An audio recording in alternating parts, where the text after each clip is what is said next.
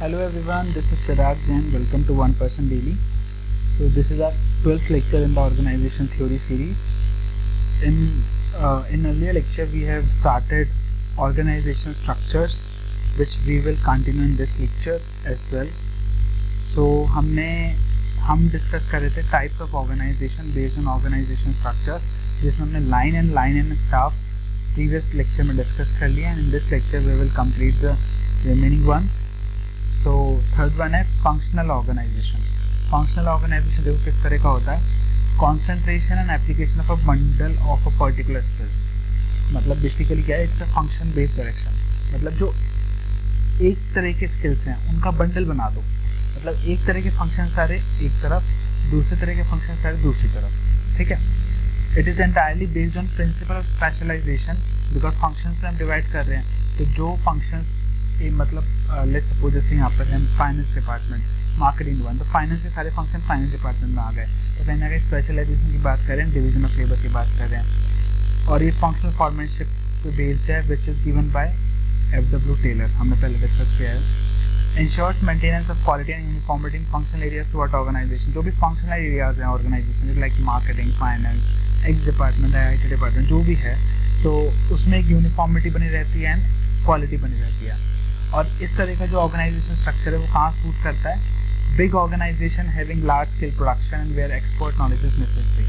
वहाँ पर एक तो बहुत बड़ी लेवल की ऑर्गेनाइजेशन है जहाँ एक्सपोर्ट्स की भी एडवाइस की जरूरत पड़ती है, एज वेल एज प्रोडक्शन बहुत लार्ज स्केल का है. तो वो देयर वी नीड और we can apply functional organization. क्या फ़ायदे नुकसान है? मेरिट्स, एक्सपर्टीज़ है बिकॉज एक्सपर्ट्स आ गए हैं. एफिशिएंट है ऑब्वियसली बिकॉज फंक्शंस पे स्पेशलाइजेशन आएगा तो कम पैसों में, कम वेस्टेज में ज़्यादा आउटपुट निकलेगा. मास प्रोडक्शन पॉसिबल है ऑब्वियसली. बेटर कोऑर्डिनेशन है बिकॉज सारे फंक्शन एक जगह हो रहे हैं. सिस्टमेटिक वर्किंग है. फ्लेक्सिबिलिटी है, चेंज करना चाहे कोई भी एक अलग फंक्शन क्रिएट करना चाहे, अलग डिपार्टमेंट क्रिएट करना चाहे, इजीली कर सकते हैं. इजी ट्रेनिंग है. जो फाइनेंस डिपार्टमेंट है उसको फाइनेंस की ट्रेनिंग दो, जो मार्केटिंग है उसको मार्केटिंग ट्रेनिंग दो. तो training become easy. Balance load बढ़ा हुआ है ऑर्गेनाइजेशन में, ह्यूमन रिसोर्स का अच्छे से यूटिलाइज हो रहा है. एंड रोल क्लैरिटी है कि भाई जो फाइनेंस में उसको फाइनेंस वाले काम करना है. तो एक क्लियरिटी ऑफ रोल्स हैं in the mind of employees. Demerits क्या है? No unity of command.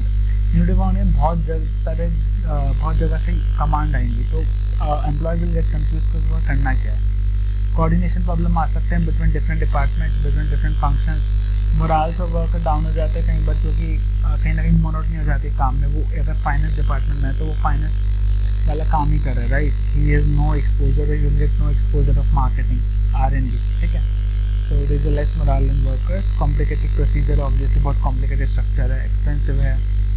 Inter functional conflict. हमने डिफरेंट फंक्शनल डिपार्टमेंट बना दिए, उनके बीच में तो कॉन्फ्लिक्ट आ सकते हैं, right. And conflict among experts में कॉन्फ्लिक्ट आ सकते हैं कि भाई मैं ये बोल रहा हूँ और वो अलग बोल रहा है, कौन सही. ठीक है. So these are the merits and demerits of functional organization. Next is project structure organization. Project structure का मतलब क्या है कि प्रोजेक्ट्स जो आ रहे हैं उसके बेसिस पे टीम बनाओ और डिसमेंटल कर दो जब वो पूरे हो जाए. फिर नया प्रोजेक्ट आया, टीम बनाओ, डिसमेंटल, टीम बनाओ, डिसमेंटल. फिर likewise a project structure organisation. It consist of number of horizontal organisation sub units to complete projects of longer duration. Team of specialist from different areas of functionalities created for each project. हर project के लिए एक नई team बनाई जाती है, अलग अलग एरिया से बंदे लिए जाते हैं. Teams are coordinated by project manager who has authority to obtain advice and assistance of experts in and out of organization. Team जो है वो कोऑर्डिनेट कौन करता है? हेड कौन करता है? Project manager. और जिसके पास एक पावर दी जाती है कि वो चाहे इनसाइड ऑफ द ऑर्गेनाइजेशन से आउटसाइड जो है वो एक्सपर्ट एडवाइस ले सकता है. ठीक है. Project head is responsible for timely completion. अगर प्रोजेक्ट टाइमली कंप्लीट हो ना हो, दैट इज सोल रिस्पॉन्सिबल. कौन होता है उसके पीछे? Project manager. एक टेम्परेरी सेटअप है. प्रोजेक्ट जब आया तब टीम बनती है, प्रोजेक्ट पूरा हो जाता है, टीम डिसमेंटल की जाती है. 21 इंडस्ट्री में सूट करती है, लाइक कंस्ट्रक्शन प्रोजेक्ट्स में हैवी मशीन को मैन्युफैक्चर करने में. बेसिकली जो हैवी गुड्स हैं या कैपिटल गुड्स हैं वहाँ पर इनका यूज़ होता है. ठीक है. क्या फ़ायदे नुकसान है? कॉन्सेंट्रेटेड अटेंशन, क्योंकि वो टीम बनाई जा रही है सिर्फ प्रोजेक्ट को कंप्लीट करने के लिए. उनका जो अटेंशन है वो अनडिवाइडेड रहेगा. उनके पास और कुछ काम नहीं है, बस उसको पूरा करना है जो उनको प्रोजेक्ट दिया जा रहा है. स्पेशलाइज्ड वर्किंग है ऑब्वियसली. टारगेट ओरिएंटेड रहेंगे जो भी उनके प्रोजेक्ट के गोल्स हैं. कस्टमाइज नेचर का काम होगा क्योंकि हर प्रोजेक्ट उस तरह से काम किया जाएगा जैसा कस्टमर की डिमांड है, तो कस्टमाइज नेचर का काम रहेगा. वर्क स्पेसिफिक टीम्स बनाई जाती है, कोऑर्डिनेटिंग, हम कई सारे प्रोजेक्ट्स को एक साथ कोऑर्डिनेट कर सकते हैं, लॉजिकल अप्रोच, एक्सपेंशन पॉसिबल है, कभी भी आप टीम्स नई क्रिएट कर सकते हो, अगर आपके पास नए प्रोजेक्ट्स आ रहे हैं तो you can expand your organization easily. Better use of resources है, फ्लेक्सिबल ऑपरेशन है, जब भी चेंज करना चाहें चेंज कर सकते हैं। डीमेरिट्स क्या है, नुकसान क्या है, कोऑर्डिनेशन इश्यूज है टॉप लेवल, कॉस्टली अफेयर है, बिहेवियल इश्यूज हैं, माइंड्स ऑफ द कस्टमर की, अगर मान लो कि प्रोजेक्ट कंप्लीट हो गया तो हमें एक नया प्रोजेक्ट में डाल देंगे, तो हमें तो खुद के लिए कुछ टाइम नहीं मिला, बेसिकली आज यहाँ भेज दिया कल वहाँ भेज दिया, ठीक है, तो बिहेवियल इश्यूज आ सकते हैं। डिले डिसीजन है, इनसिक्योरिटी इसकी, अगर लेट्स सपोज प्रोजेक्ट टीम ए में एक कोई बंदा काम कर रहा है, अब उसको पता है कि 2 महीने बाद ये प्रोजेक्ट कंप्लीट हो जाएगा, 2 महीने बाद मेरा क्या हो सकता है, मैं उनको निकाल देगी, ठीक है, तो there is insecurity in the minds of employees. Loss of opportunity है, मोटिवेशनल की कमी रहती है ऑर्गेनाइजेशन एम्प्लॉयज़ के माइंड में, under utilization of the resources की भी चांसेस रहते हैं, violation of unity of command. Unity of command कैसे वायलेट हो जाएगी, जैसे कोई एम्प्लॉई है जो प्रोजेक्ट ए में काम कर रहा है, ठीक है, वो वहाँ के जो टीम मैनेजर है वो भी ऑर्डर देगा, एट द सेम टाइम जो इसके डिपार्टमेंट या जो भी इसके सुपीरियर हैं, ठीक है, नॉर्मल वर्किंग वो भी इसको कमांड देंगे, तो कहीं ना कहीं यूनिटी ऑफ कमांड से वायलेट हो रही है।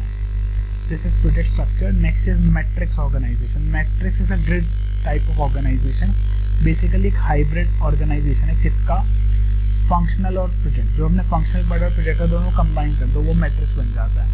फंक्शनल स्ट्रक्चर परमानेंट नेचर का है, ठीक है, an authority for overall operation और परमानेंट नेचर फंक्शनल ऑर्गेनाइजेशन का। और जो प्रोजेक्ट टीम्स है वो टेम्परली क्रिएट की जाती है जब भी कोई प्रोजेक्ट की रिक्वायरमेंट आती है, ठीक है। Members of particular project team are drawn from functional departments and are placed under direction of project manager। जो मेंबर्स उठाए जाते हैं फंक्शनल डिपार्टमेंट से और वो किसके अंदर प्लेस किए जाते हैं, प्रोजेक्ट मैनेजर के अंदर। कंप्लीशन ऑफ टास्क में क्या होता है, प्रोजेक्ट टीम इज रिजॉल्व की जाती है, members return back to their department. Suitability, aerospace, ordnance factory, heavy equipments. क्या फ़ायदे नुकसान है, फ़ायदे नुकसान जैसे कि रिजल्ट ओरिएंटेशन, काम सारा किसको ध्यान में रखा जाता है, एंड रिजल्ट क्या है उसको ध्यान में। फ्लेक्सिबिलिटी है, कभी भी आप टीम चेंज कर सकते हो, बहुत फ्लेक्सिबल टाइप ऑफ स्ट्रक्चर बन जाता है। मैनेजमेंट भी इफेक्टिवली काम कर सकती है, जो बंदा जैसे नीड है उसको वैसे ही ले सकते हैं। प्रोफेशनल कॉम्पिटेंस, एक्सपर्ट्स को बुला सकते हो फ्रॉम डिफरेंट डिपार्टमेंट और outside of the organization, team को लीड करने के लिए, टीम को कंसल्ट कराने के लिए। स्किल एनहांसमेंट है एम्प्लॉयज़ का, उनको अलग अलग तरह का काम नहीं दिया जाएगा तो कहीं ना कहीं उनकी स्किल्स एनहांस हो रही है, मोनोटनी वर्क नहीं रहेगी, चेंज होता रहेगा काम ऑफ नेचर का, तो बोरिंग वर्क नहीं बनेगा, उनका डेवलपमेंट भी होगा। हाई टेक्निकल स्किल्स ऑब्वियसली के एक्सपर्ट्स आ रहे हैं। डेलीगेशन ऑफ अथॉरिटी, काम भी डेलीगेट किया जाएगा जिससे अल्टीमेटली एम्प्लॉयज़ का भी डेवलपमेंट होगा एंड रिसोर्सेज को बेटर यूटिलाइजेशन पॉसिबल होता है। क्या नुकसान है, lack of unity of command, same जैसे प्रोजेक्ट में था, तो यूनिटी ऑफ कमांड वायलेट हो रही है। कॉस्टली अफेयर है, डिसीजन डिले होंगे, कोऑर्डिनेशन की प्रॉब्लम आ सकती है, ठीक है ना। कोऑर्डिनेशन कैसे आएगी अभी मैं आगे बताता हूँ आपको। हाई एडमिनिस्ट्रेशन कॉस्ट है, प्रेशर भी हाई रहता है, कंफ्यूजिंग रिलेशनशिप होते हैं, वो भी आगे बताता हूँ। हाई कॉम्पिटेंस रिक्वायर्ड, ठीक है। जैसे कि ये स्ट्रक्चर है एक मैट्रिक्स ऑर्गेनाइजेशन, यहाँ प्रेसिडेंट है सबसे टॉप पे, then vice president of human resource, production, finance and marketing. अब यहाँ पर इस डिपार्टमेंट की, ये डिपार्टमेंट्स हैं, ये डिपार्टमेंट 1, ठीक है, ये डिपार्टमेंट 2, ये डिपार्टमेंट 3, ठीक है। अब ये डिपार्टमेंट है, अब प्रोजेक्ट्स भी प्रोजेक्ट टीम्स बनी है, project manager, project team 1, team 2 and team 3। यहाँ प्रोजेक्ट मैनेजर ए है जो लीड कर रहे हैं, उसमें एक HR का स्टाफ डाल दिया, एक वाइस प्रोडक्शन से जो स्टाफ डाल दिया, एक फाइनेंस का बंदा डाल दिया, एक मार्केटिंग का बंदा डाल दिया, ठीक है। अब यूनिटी ऑफ कमांड को कैसे वॉल्यूट कर रही है, भाई जो ये बंदा है उसको यहाँ से भी ऑर्डर मिल रहा है और यहाँ से भी ऑर्डर मिल रहा है, वो कंफ्यूज होगा, ठीक है। और हमने डीमेरिट क्या पढ़े थे, जैसे कि हमने पढ़ा था कोऑर्डिनेशन की दिक्कत है या कंफ्यूजिंग रिलेशनशिप। कंफ्यूजिंग रिलेशन मतलब कि उसको एक टाइम पे वो यहाँ से भी ऑर्डर लेना, यहाँ से भी लेना, कहीं ना कंफ्यूज है कि भाई वो किसका ऑर्डर पहले करे, जिसका करेगा वो तो खुश हो जाएगा, दूसरे बंदे से रिलेशनशिप खराब हो जाएगा, ठीक है ना। तो कोऑर्डिनेशन की दिक्कत ये है कि प्रेसिडेंट के लिए या जो भी है इस बंदे के लिए कोऑर्डिनेट करना मुश्किल है कि वो अपने इस वाले डिपार्टमेंट काम को और प्रोजेक्ट काम को कैसे कोऑर्डिनेट करे आपस में, ठीक है। So this is about the matrix organization. Next is committee organization. Committee organization को नाम से committees बनाई जा रही हैं. Committee refers to a group of people which all elected or nominated to discuss, advise, decide such a matter given to it. एक group of people बनाया जाता है, उनको कुछ मैटर दिया जाता है, वो डिस्कस करते हैं एंड अपनी जो रिपोर्ट है वो सबमिट कर देते हैं. This is committee. Permanent committees भी होती है और ad hoc committees भी होती हैं. और उनको स्पेसिफिक इशूज़ को हैंडल करने के लिए दिया जाता है। ये कोई अलग तरह का ऑर्गेनाइजेशन स्ट्रक्चर नहीं है, आप जो एग्जिस्टिंग ऑर्गेनाइजेशन स्ट्रक्चर है उस पर भी आप इसको अडॉप्ट कर सकते हो। जैसे लेट सपोज आपका बोर्ड ऑफ डायरेक्टर्स हैं, जनरल मैनेजर हैं, डिफरेंट डिपार्टमेंट्स हैं। अब इसी में ही आप बोर्ड ऑफ डायरेक्टर लेवल पे आपने एक फाइनेंस कमेटी बना दी, एक एग्जीक्यूटिव कमेटी बना दी। फाइनेंस कमेटी फाइनेंस से रिलेटेड कुछ स्पेसिफिक मैटर्स को डिस्कस करेगी, जो कि रिपोर्ट सबमिट करेगी बोर्ड ऑफ डायरेक्टर्स को। जनरल मैनेजर के लेवल पे आपने परचेज कमेटी बनाई, जो परचेज रिलेटेड कुछ काम देखेगी, ठीक है। So this is how the committee organization works. फ़ायदे नुकसान क्या है? कलेक्टिव नॉलेज का फ़ायदा होगा, जो भी आप कमेटीज बना रहे हो उनकी जो एक्सपर्ट्स होंगे ऑब्वियसली उस मैटर से रिलेटेड, तो उनकी नॉलेज का फ़ायदा होगा। डिसीजन म्यूचुअल ले सकते हैं बहुत सारे लोगों से सलाह मशवरा करके। स्टेक होल्डर्स को इन्वॉल्व किया जाता है इन द कमेटी, जो भी स्टेक होल्डर्स उस पर्टिकुलर डिसीजन से अफेक्ट होने वाले हैं। डिसीजन बहुत अच्छे निकलेंगे, इसके हाई चांसेस रहते हैं। म्यूचुअल फेथ रिस्पेक्ट बढ़ती है, कॉन्फ्लिक्ट ऑफ इंटरेस्ट नहीं आता है बिकॉज आप पहले से स्टेक होल्डर्स को इन्वॉल्व कर रहे हो, ठीक है। डेमोक्रेटिक सेटअप है एक तरह का, सबको अधिकार है, सबको पावर मिलती है डिसीजन मेकिंग में पार्टिसिपेट करने की। कम्युनिकेशन लेवल इंप्रूव होता है ऑर्गेनाइजेशन में, एंड प्रोफेशनल्स की डेवलपमेंट होता है। नुकसान क्या है? डिले डिसीजन है, जो कमेटी ही बहुत टाइम लगाते हैं कहीं पर डिसीजन लेने में, so is a delayed decision. Coordination issue आ जाता है, coordination between the committee and the permanent structure of the organisation. Dominance of you, जो कमेटी में आ गए हैं तो कहीं ना कहीं उनका डोमिनेंस होने के चांसेस हैं कि they act as a leader, like leader in negative manner, ठीक है। तो कॉस्टली अफेयर है obviously. Authority and responsibility setup difference, हाँ हो सकता है। देखो कैसे क्या, जैसे आपने कमेटी बनाई, ठीक है, कमेटी का काम क्या है? उनको आपने डिसीजन मेकिंग पावर तो दे दी, but they don't have the responsibility. तो कहीं ना कहीं जो अथॉरिटी एंड रिस्पॉन्सिबिलिटी बैलेंस होना चाहिए वो यहाँ ब्रेक होने के चांसेस होते हैं। तो this is committee organisation. Next and last is network organisation. Network organisation क्या है? प्रिंसिपल फॉर्म होती है which subcontracts many of its functions to other organisation and coordinate their activity. इसमें क्या होता है? बेसिकली जो एक ऑर्गेनाइजेशन होती है, प्रिंसिपल फॉर्म होती है, वो सिर्फ अपने कोर काम पे ध्यान देती है, या उसका सामने सिर्फ क्या होता है? मैनेजमेंट करना या कोऑर्डिनेट करना, ठीक है।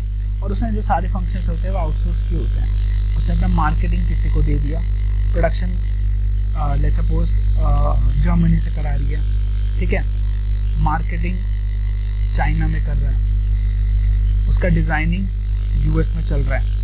तो इस तरह से जहाँ पर क्या होता है, जो सारे काम आउटसोर्स करते हैं, या सिर्फ मेन काम या फिर सिर्फ कोऑर्डिनेशन का काम जो है एक प्रिंसिपल फॉर्म करके, this type of structure is network organisation, ठीक है। So here we have completed all the types of organization based on different organization structures. इस चैप्टर में जो भी छोटे मोटे टॉपिक हैं that we will discuss in the next lecture. Thanks for watching.